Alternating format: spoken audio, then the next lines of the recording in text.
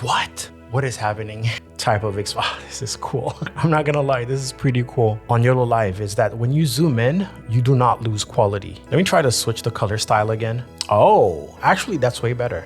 Well, before I say that, I should probably check the price. The last time I reviewed a webcam from this company, I got called all sorts of names. It was the Yolocam S3, and I guess it looked a little too good to be true. And also, I look the way that I look, so people immediately assumed that I was a scammer. I also got accused of doing a non-disclosed paid advertisement, which I still don't understand. But anyways, the same company decided to totally bridge the gap between a webcam and mirrorless cameras. Because what is this? What is this? This does not look like a webcam at all. And if their webcam can look that good, I can't even imagine what this is going to be like. So this is the Yololiv S7. Yololiv is not a new company just because you haven't heard of it. They've actually been making hardware for the sole purpose of live streaming for years now, but they've been focused on professional gear. If you want to see my review for the S3, check it on my channel and let's unbox the S7. And if you're wondering which camera you're looking at right now, this is the S3, 4K 30 FPS right now. So maybe you can understand why people thought it was a scam because it looks good. I called it the best webcam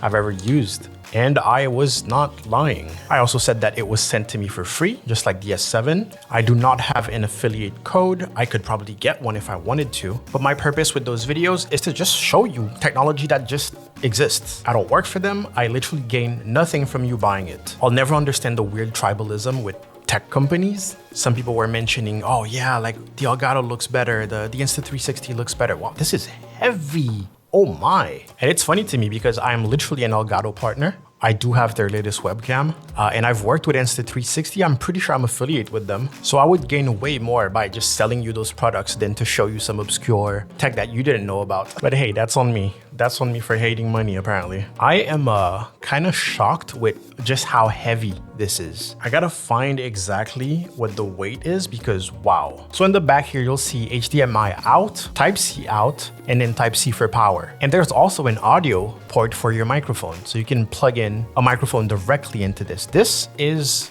again, like this, nothing about this screams webcam. This is a full-fledged camera. There's even a tiny camera in here. It has a hot shoe mount right there, so you can place it on top of a DSLR or mirrorless camera. And of course, you know, the elephant in the room is the interchangeable lens. Yeah, I'm gonna stop calling this a webcam. Bottom here, we have our 1/4 inch thread, so universal on top of the hot shoe. That's cool. Now, from a company like Yololiv, the immediate advantage of getting something like this as opposed to something like a Canon or Sony camera is, well, this is a company made for live streamers, basically. The fact that the full body is aluminum, I would be very, very surprised if this one had heating problems. I'm guessing no heating problems at all. All right, we have a very robust USB-C to USB cable here. We even have this mechanism to really lock it in place so it's not gonna wiggle out. Very professional. And then here we have a USB-C to USB-C, and this one is pretty much the power cable. So this one will go on your computer, and that's the USB-C power. I was also sent this, which I'm guessing is just a wall adapter for the USB, and it has all sorts of adapters. Power adapter here, that is classic European, that is British, I think. I'm in the UAE, so this is what I would most likely use. And then I have an American adapter. You just put it together like that and then twist, and it's locked in place. The weight is 439 grams, so almost half a kilo. The ISO is between 100 and 9,600, which seems to be a little low, but I've tested their cameras before and the way their software handles everything, I am not worried at all. The lens mount is M43 and the sensor is a 4/3 CMOS sensor. Now they sent me a lens with it and it's an 18mm f1.4, which is pretty awesome. I've done photography and I can tell you that a 1.4 18mm lens, first of all, is not easy to come by, but is usually very expensive. 1.4 actually lets in a lot of light, and I'm guessing it's gonna be a prime lens, right? Ooh, oh, that feels great. Wow, that feels great. Again, this feels really solid. Let's remove the lens cap. All right, you can see it 18mm. I can't stop twisting the focus ring. It feels so nice. What? I have Canon lenses and none of them feel as great as this. Okay, I gotta stop. Let's mount it. All right, so we'll try to align that red dot with this red dot. I believe that's an indicator, indeed. And then we'll twist until we hear a click, and here we have it. Oh This has so much weight to it. This might be actually my heaviest camera. Like, I'm shooting on the Sony ZV-1 right now, and it's definitely nowhere near as heavy as this. Look at that. All right, let me give you another look. This camera has like filters on it. You can see on the side, I have like this big vignette of very bright colors. But this is what it looks like. Absolute professional. The hot shoe is on this side. The thread is on this side. And then the ports are on the back right there. Let's plug it in. The cable tells you which one is which. This one's for your computer. And you can see that little screw in the back to secure it. So it's not gonna get ripped off accidentally. I'm telling you, they make professional stuff. Also, we gotta talk about the implications of having HDMI out. It means that, well, you can actually put this on a monitor while recording. You can also record directly from the HDMI out. So if you're using a capture card or an HDMI splitter or anything like that, which can be practical. All right, let's plug in the power. Look at that. I was also sent this bracket right there to put the camera on. So since the thread is on the side, the camera would sit here. I could screw it in and then this could go on a tripod. Oh, what? What is happening? Okay. What? What is this? Yo, this quality. Okay, cool. Listen. I'm gonna show you. I need to capture the software, which is a little Yololiv Compose. So I'm used to it because of the other webcam. Clearly my white balance is off. There's a couple of things going on, but already, wow, I'm really liking what I'm seeing so far. Okay, yeah, that 1.4 is really showing. Look at the bokeh I get in the background. I'm a little jealous. My main camera doesn't have that. Where's my main camera? I mean, I guess it does, but damn. All right, let's adjust it. So what you're seeing on the left here, first of all, we're at 60 FPS, 4K. Color style, I can change that. Oh, so the colors change a little bit, and then we can go back to warm colors. I don't know if that's better. Then we have typical sharpness, contrast, saturation, distortion correction. I don't see any distortion on the extremities. Let me make sure I don't have any filters in OBS. No, I don't. Okay. Vignetting correction, that's also on. That's fine. Now focus, there's a focus channel. There's multiple types of focus that you can have, different focus ranges and different focus speeds. So that's important. So I'm gonna go find the white balance because I know that how things look is gonna play a lot before I show anything else. So I'm gonna take a white piece of paper, that's the user manual, and we're just gonna hold it up to the screen. Then I'm gonna switch the white balance to manual and then back to auto, see what that does. Not convinced, we're gonna keep it on manual. And this is more of the colors that I would choose, honestly. If I play with the slider, you can see I can add a little bit of warmth, but yeah, something like that is where I would keep it. Now, exposure, you actually have access to the aperture of the lens. So if you want your lens to go all the way down to 1.4, and you can see the bokeh in the background right there, you can see that's gonna be changing because, well, that's dependent on that basically. And we get stopped at 1.4, which is super like shallow depth of field type of this is cool. I'm not gonna lie, this is pretty cool. Now, I'd like for this to be a little bit brighter. So EV here, I'm gonna bump that up.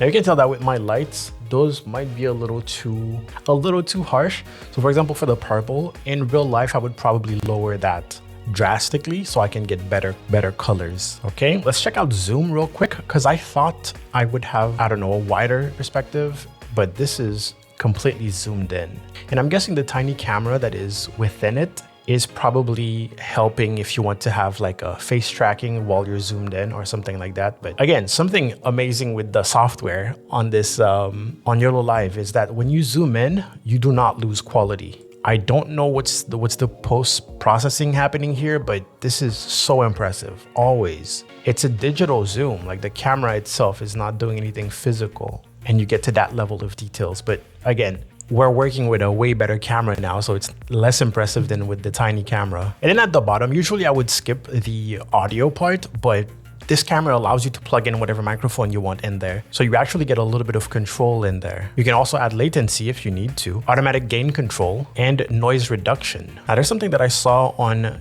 exposure here, which is blurring. And you can pick middle, low, let's say low blurring. Okay, so all that does is basically automatically change the aperture so it matches. So if you want to learn about photography, this is a good lesson. Do you want like little blur in the background, or do you want high blur in the background? High blur means, you know, wider aperture, and then you need to adjust everything else. I feel like I can't seem to get the white balance completely right. There you go. I'm gonna keep the aperture to f1.8 because it reminds me of my nifty 50 lens from Canon. So let's test the focus speed. Right now it's on slow, so boom, I put that and it focuses, and then I do that, it focuses back on my face. Not bad. Try middle. And if you see like the exposure changing, I'm kind of tweaking it. I'm still trying to make it look like what I'm used to. So this is medium speed for the focus. Oh, okay. Wow. All right. That is, yeah, okay. That's working way better than I thought. Okay, interesting. And then fast, let's see that.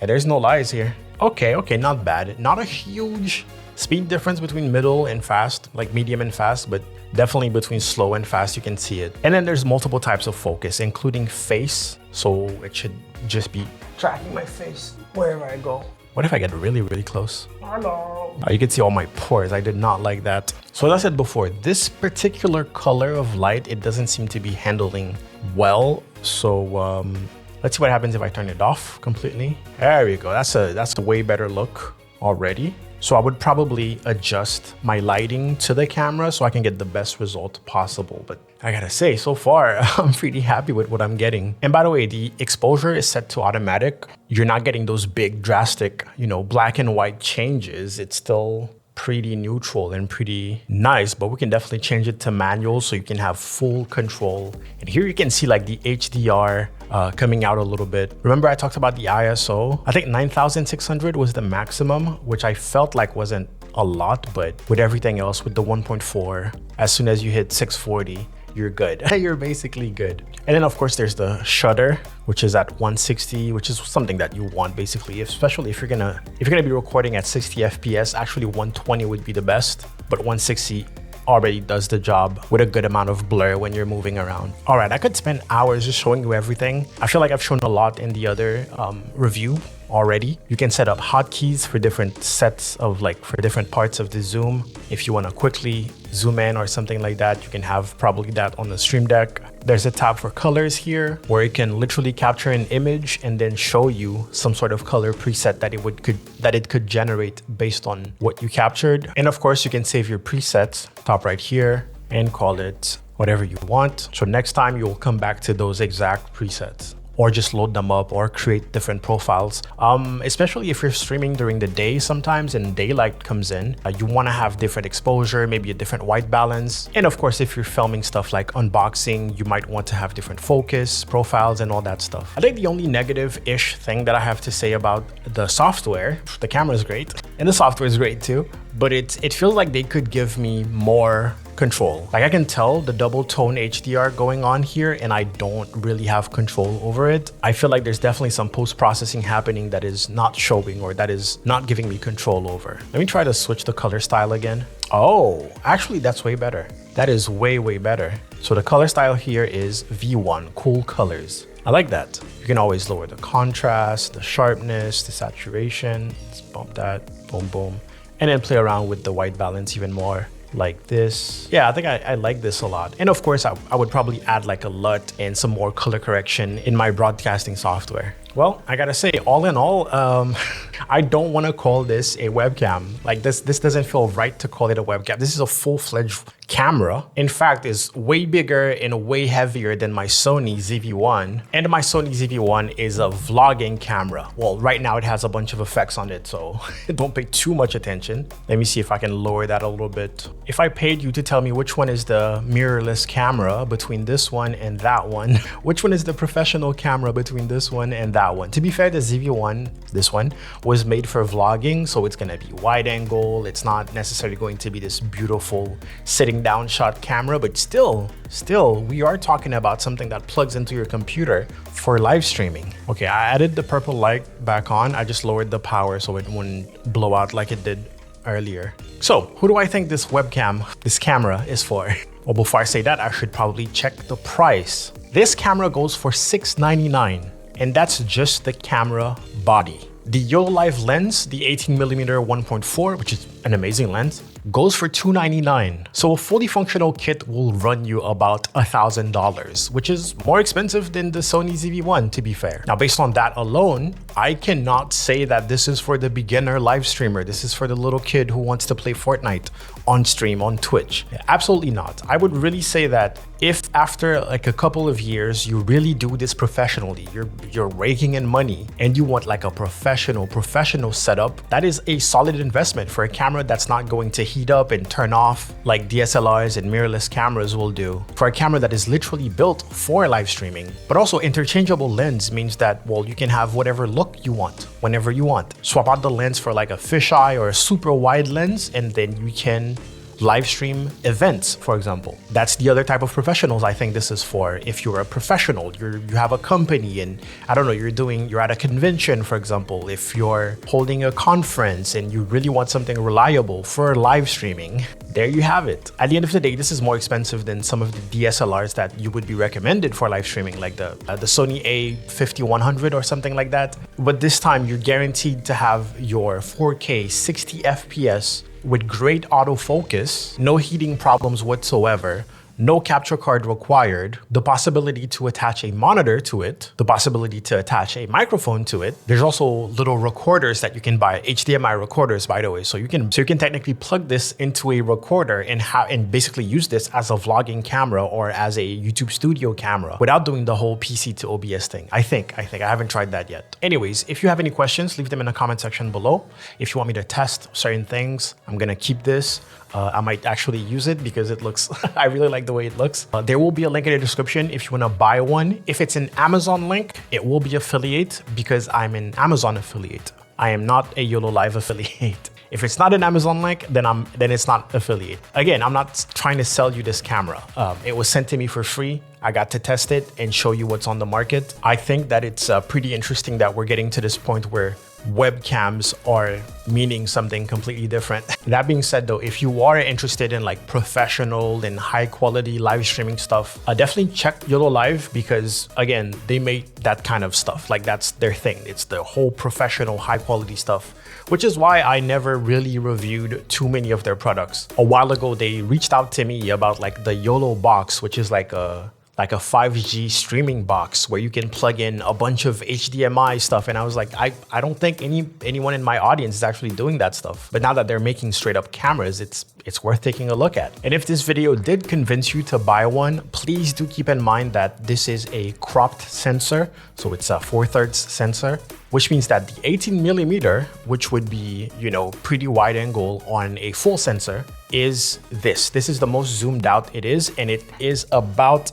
arm's length, okay? So if you don't have a lot of space and your camera needs to be like super close to you, it might be it might be pretty zoomed in. Keep that in mind. That's just for the lens, which means that you would look for, you know, a 14mm, I guess, or something like that to give you more distance. If you get like a 24mm, it's gonna be cropped in a lot at this distance, that is. Again, arm's length. But yeah, that's it. Bye-bye.